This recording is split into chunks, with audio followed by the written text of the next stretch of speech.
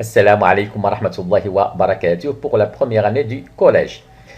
Alors, l'unité de structure de tous les êtres vivants. Voici deux espèces d'êtres vivants, la grenouille et l'oignon. On constate à l'UNI que ces deux espèces d'êtres vivants ne semblent présenter aucun point commun, malgré la diversité qui existe entre tous les êtres vivants, animaux et végétaux. La question qui se pose, est-il possible de trouver un point commun entre eux? Dans le cas où ce point commun existe, certainement, bien sûr, il sera de très petite taille. Pour découvrir ce point commun, s'il existe, on va utiliser un outil qui nous permet de voir ce qui est invisible à l'œil nu. Il s'agit bien sûr de notre microscope. Activité 1 nous demande de découvrir les fonctions des différentes parties du microscope. C'est ce qu'on va faire. Et donc, nous avons l'oculaire contenant une lentille avec un grossissement x10. Nous avons les objectifs, comme vous le constatez, dans ce cas-là, un objectif de puissance élevée, c'est x40.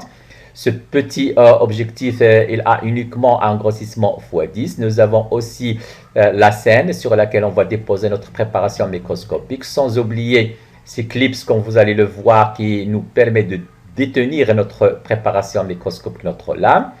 Nous avons aussi soit une lampe, soit un miroir, comme vous le constatez, qui va réfléchir la lumière vers le haut à travers ce qu'on appelle le diaphragme. Effectivement, cet élément-là, c'est le diaphragme qui nous permet de régler la quantité de lumière qui pénètre dans le tube du corps. Nous avons aussi ce petit interrupteur qui nous permet d'allumer ou d'éteindre la lumière dans le cas où il y a présence de lampe. Sans oublier notre vis macrométrique qui nous permet bien sûr, comme vous le constatez, de régler notre observation en déplaçant le tube du corps soit du haut vers le bas, soit l'inverse. Ce vis micrométrique, dans le cas où l'image n'est pas très claire, il nous permet d'affiner l'image, c'est-à-dire la rendre très claire.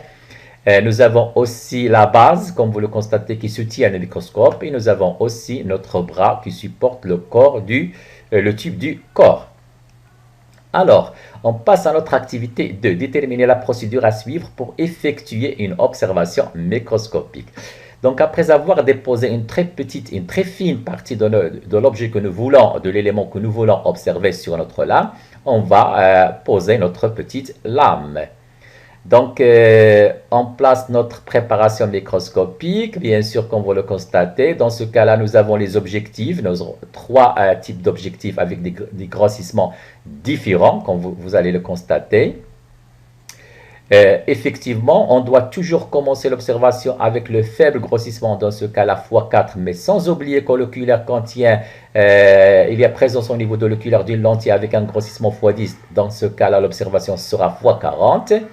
On passe par la suite au grossissement suivant, c'est-à-dire x10, x10 au niveau de l'oculaire, c'est-à-dire x100. Si l'image n'est pas assez claire, on passe à notre, bien sûr, puissance élevée, c'est bien sûr en utilisant l'objectif x40. On peut aussi, bien sûr, allumer notre interrupteur, bien sûr, dans le cas où l'observation de l'image n'est pas assez claire, comme vous le constatez.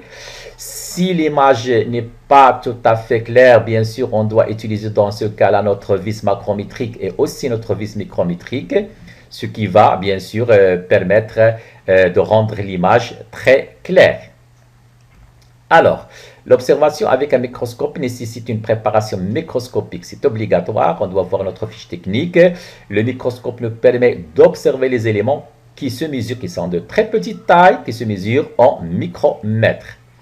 Passons maintenant à notre activité 3, observation microscopique de l'épiderme d'oignon et le tissu osseux. Effectivement, comme vous allez le constater, dans un premier temps, on va commencer par l'épiderme d'oignon. Donc, je vais utiliser ma lamelle. Sur ma lamelle, je vais déposer un petit morceau, elle doit être très fine, de notre épiderme d'oignon. Je vais utiliser dans ce cas-là un colorant que je vais ajouter, bien sûr. Et bien sûr, je vais déposer par la suite ma petite lamelle et j'obtiens ma préparation microscopique. Pour bien sûr le tissu osseux, je vais prendre un morceau très fin de mon tissu osseux, comme vous allez le constater, je m'excuse. Je vais prendre ma lamelle dans un premier temps, puis un petit morceau très fin de mon os. Je vais déposer ma petite lamelle et j'obtiens ma préparation microscopique. Alors, L'observation microscopique de la peau de la grenouille et celle de l'oignon, bon, j'ai remplacé bien sûr le tissu osseux avec la peau de grenouille, c'est pas grave.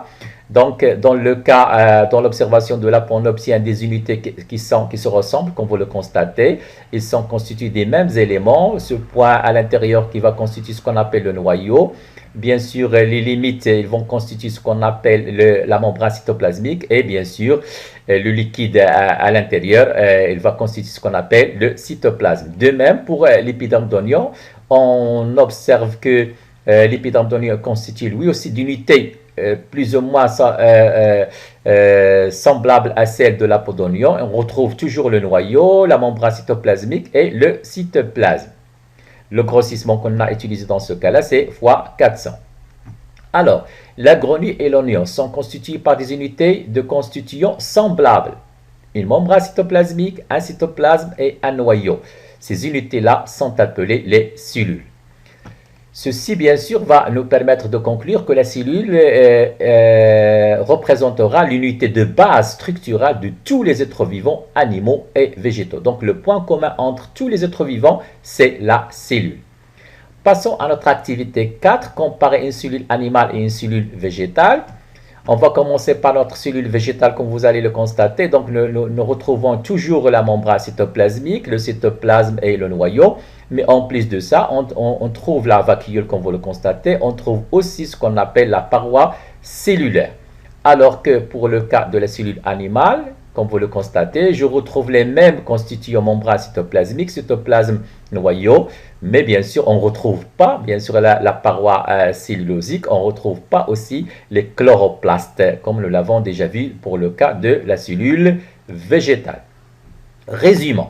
Il y a des éléments communs entre, bien sûr, la cellule végétale et la cellule animale. On parle du noyau, de la membrane cytoplasmique, du cytoplasme.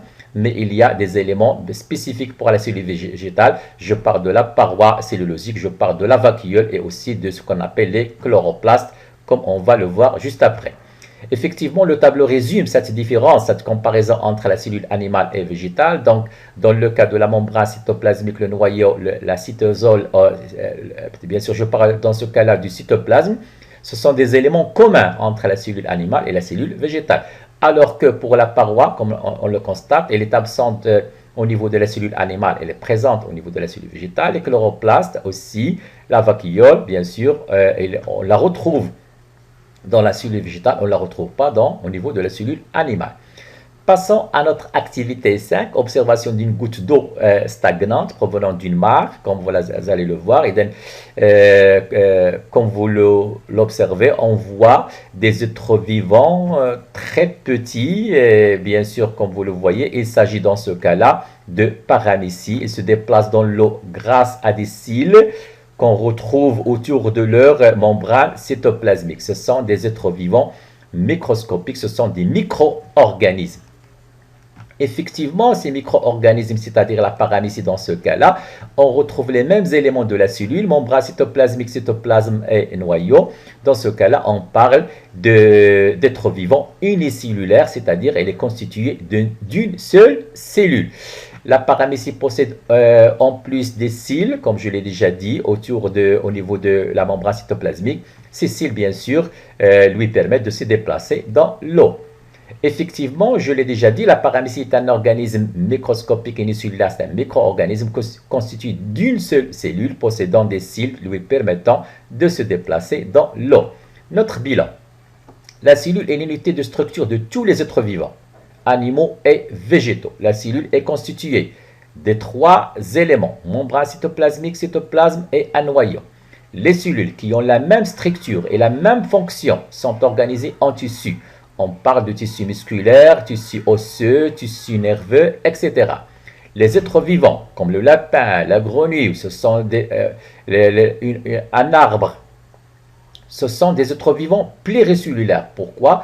Parce qu'ils sont constitués de plusieurs cellules. Alors que les êtres vivants, comme la paramécie, l'amibe, la paramécie, on l'a déjà vu, ils sont des micro-organismes, ils sont constitués d'une seule cellule. C'est pour cela qu'on dit qu'ils sont unicellulaires. Merci.